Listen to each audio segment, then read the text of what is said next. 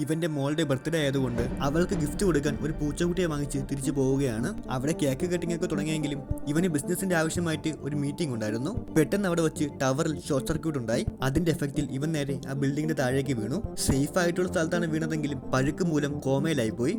ആ വീണ സ്ഥലത്ത് വെച്ച് ഒരു മിസ്റ്ററി ആയിട്ടുള്ള സംഭവം നടന്നു. എന്താന്ന് വെച്ചാൽ ആ വീണവന്റെ ആത്മാവ് ഈ പൂച്ചയുടെ ബോഡിയിലേക്ക് ട്രാൻസ്മിറ്റ് ആയി. അവന്റെ ലാംഗ്വേജ് ഇപ്പം ഇയാൾക്ക് മാത്രമേ മനസ്സിലാവൂ. കാരണം ഇയാളായിരുന്നു ആ പൂച്ചയുടെ ഓണർ. ഒറ്റയ്ക്കിരുന്ന് പൂച്ചയോട് സംസാരിച്ചപ്പോൾ ഇയാൾക്കെന്താ ഭ്രാന്താണോ എന്നാണ് എല്ലാവരും വിചാരിച്ചത്. താൻ പൂച്ചയായി മാറിയ കാര്യം എഴുതി അറിയിക്കാന്ന് വിചാരിച്ചപ്പോൾ ആ പേനിലെ അടപ്പ് തുറക്കാൻ പോലും അവനെ കൊണ്ട് പറ്റുന്നില്ല. കൈയും കാലും വെച്ച് ശ്രമിച്ചു നോക്കിയിട്ടും നടന്നില്ല. അങ്ങനെ അവസാനം എങ്ങനെയൊക്കെ തുറന്ന് എഴുതിയപ്പോ ഇത് ഏത് ഭാഷ എന്ന് മനസ്സിലാവാത്ത രീതിയിലായിരുന്നു അത് കംപ്ലീറ്റ് ആയത്. പൂച്ചയ്ക്ക് കൊടുക്കുന്ന എക്സ്പെൻസീവ് ഫുഡൊക്കെയാണ് ഇവന് കൊടുത്തെങ്കിലും പക്ഷെ അവന് മനുഷ്യന്മാരുടെ ആഹാരം മതിയായിരുന്നു. ലെറ്റേഴ്സ് ഒക്കെ വെച്ച് കാര്യം പറയാൻ നോക്കിയെങ്കിലും ആർക്കും മനസ്സിലായില്ല. ഇതിവൻ വെച്ച വീടായതുകൊണ്ട് വീട്ടിന്റെ അകത്ത് കാര്യം സാധിക്കാൻ ഇവനെ കൊണ്ട് തോന്നുന്നില്ല. ഗസ്റ്റുകളുടെ ബാഗിലാണ് അവൻ അപ്പിയിട്ട് വെക്കുന്നത്. അതാകുമ്പോൾ അവരങ്ങ് കൊണ്ടുപോയിക്കോളൂല്ലോ.